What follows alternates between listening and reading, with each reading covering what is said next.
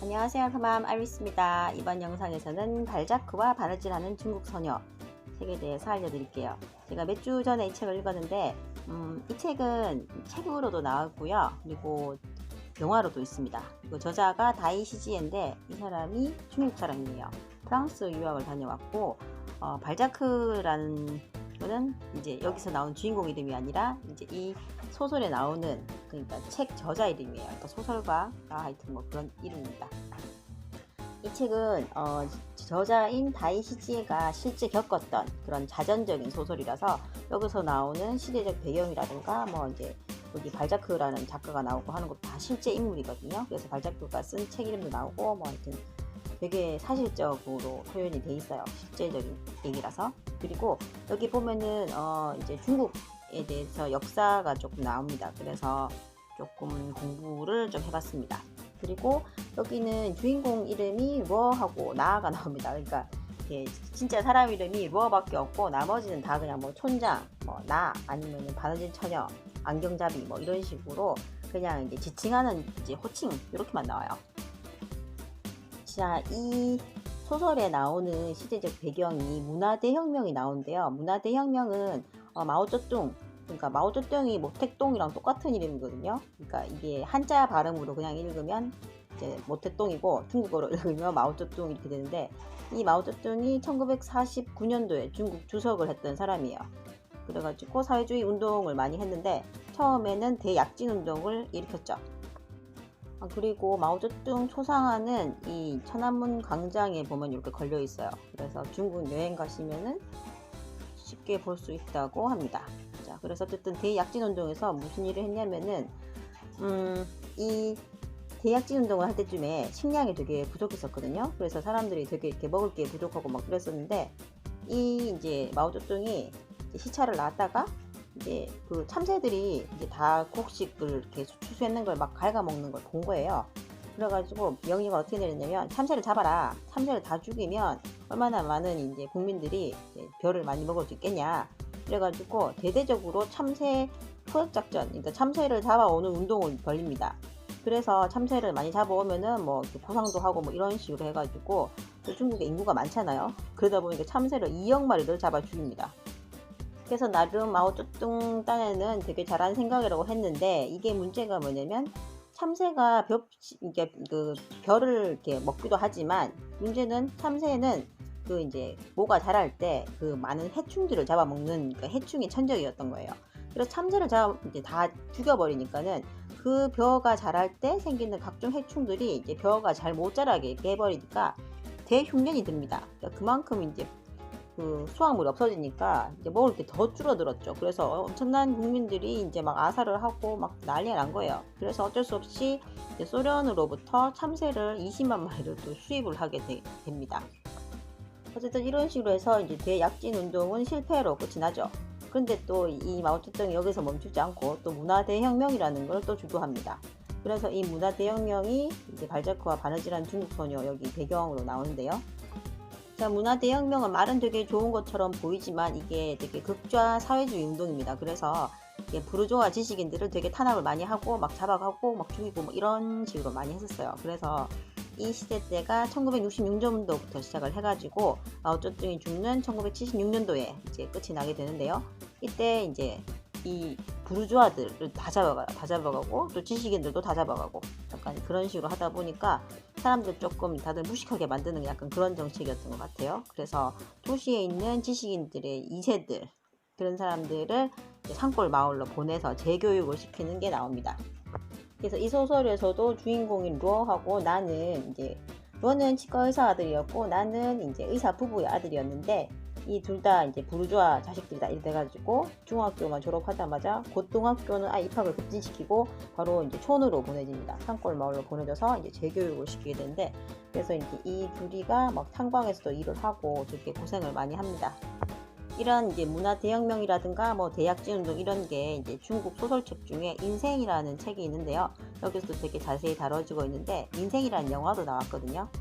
이 인생이라는 영화에서 공리라는 배우가 나옵니다. 공리가 되게 부잣집 아들이랑 결혼을 했어요. 근데 이 부잣집 아들인 이제 공리 남편이 도박을 너무 많이 한 거예요. 그래가지고 도박을 하다가 전 재산을 탕진해 버립니다.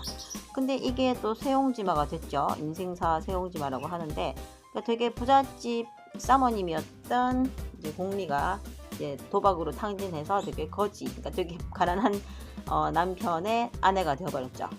그래서 그 당시 이제 문화대혁명이 일어나가지고 부르주아들 다 잡아가서 막 처형시키고 있잖아요. 그래서 그 도박에서 이제 공리 남편의 돈을 다 따간, 돈을 다 따서 이렇게 부자가 되는 그 상대방은 이제 잡혀가서 처형을 당했지만, 이제 공리 남편은 거지가 됐기 때문에 이제 뭐 뺏어갈 돈도 없고 이래서 이제 잡혀가지 않았던 거예요. 그러니까 약간 운이 있었다고 볼 수 있겠죠.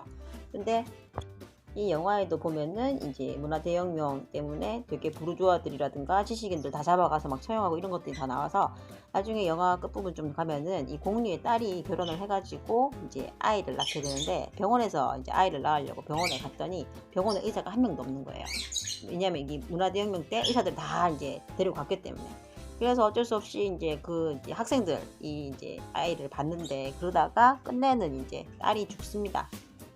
그래서 이 영화를 보면은 정말 공산주의가 어떤 건지, 정말 사회주의라는 게 얼마나 나쁜 건지, 사람을 너무 힘들게 하고 정말 삶을 피폐하게 만들고 사회를 이제 망가뜨리고 경제를 엉망으로 만드는 건지, 이거를 정말 절실하게 느낄 수 있고요. 발자크와 바느질을 하는 중국 소녀, 이 소설에서 이제 로어하고 나가 이제 탄광에 가서 일을 한다 했잖아요. 거기 보면은 이제 탄광에서 일하는 게 되게 많이 나오고, 막 로어가 막 말라리아도 걸리고 막 이런 게 나오는데, 그 탄광에서 일하는 걸 보니까 또 그 생각이 나더라고요. 국제시장에서 황정민이가 돈을 벌기 위해서 독일로 가죠. 그래서 거기서 힘들게 이제 탄광에서 이제 광부로 생활을 하는 것들이 나오는데, 이제 물론 이제 국제시장에서는 이제 돈 벌러 그냥 갖는 거지만, 여기 이제 이 소설에서는 그냥 끌려가는 거죠. 자기 의지와 전혀 관계없이. 어쨌든 그래가지고 막 힘들게 일을 하다가 이 로어가 말라리아에 걸리는데, 이제 춥다고 하니까 이제 막 미신 같은 걸로 병을 치료하려고 각종 말도 안 되는 민간요법이라든가 아니면 매질을 한다거나 아니면 무당을 부른다거나 막 이런 것들이 나오더라고요. 그래서 예전에 우리나라 못 살 때 예전에 한국하고도 좀 비슷하다는 느낌도 들었습니다. 자, 이 소설에서 이제 산골 마을로 끌려온 이 로어하고 나 같은 경우는, 지금 특히 로어 같은 경우는 이야기를 되게 잘했어요. 그러니까 이야기꾼이었거든요. 그러다 보니까 그 이제 능력을 인정받아가지고 그 촌장이 아들 둘이만 이제 한 번씩, 며칠에 한 번씩 용진이라는 도시에 가서 영화를 보고 그 영화 얘기를 이 이제 동네 주민들한테 해줄 수 있게끔 그런 특권을 줍니다. 정말 그런 거 보면은 어떤 곳에 있든 간에 뭐 군대를 가든 어디를 가든 뭐 특별한 거기서 이용할 만한 그런 능력이 있으면 약간 이제 특별 취급을, 특별 대우를 받을 수 있는 것 같아요. 영화 쇼생크 탈출도 보면은 그 앤디라는, 그러니까 팀 로빈슨이 이제 배역을 맡았던 그 앤디도 감옥에 들어갔을 때 거기서 이제 이 사람이 회계 능력이 되게 좋다 보니까 이제 그 교도소에서 이제 회계 업무를 보게 됐죠. 그래서 약간 이제 특별 대우를 받고 교도소에서 되게 편하게 생활을 합니다.